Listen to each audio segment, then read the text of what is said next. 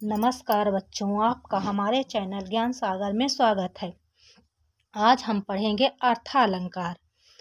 अर्थालंकार को महाकवि दांडी जी को अर्थालंकार का प्राण तथा आत्मा कहा जाता है। अर्थालंकार जिस काव्य में अर्थों के कारण चमत्कार होता है उसे अर्थालंकार कहते हैं। अर्थालंकार के कई प्रकार हैं। जैसे पहला है उपमा अलंकार। उपमा का अर्थ होता है तुलना करना।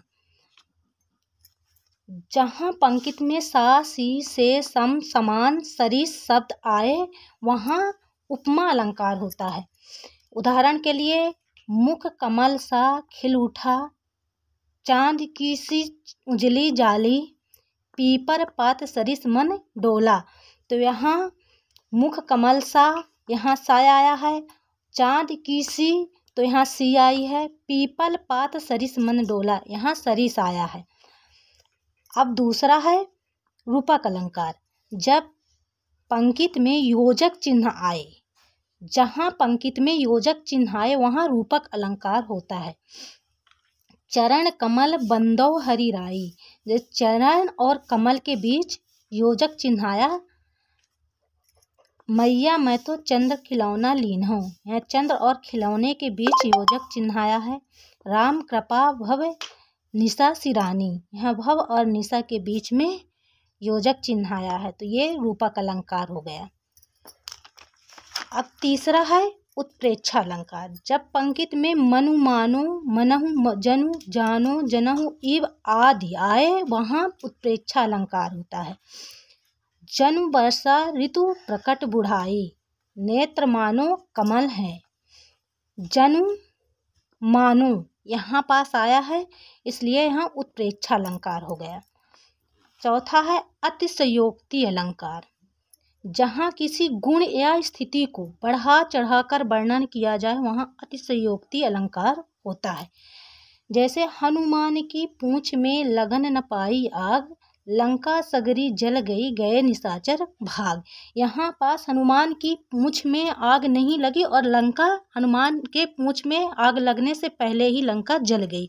तो यहाँ पास बढ़ा चढ़ा कर के बात कही गई है, तो अतिशयोक्ति अलंकार हो गया। अब हम आगे समझते हैं। पांचवा है मानवीकरण अलंकार।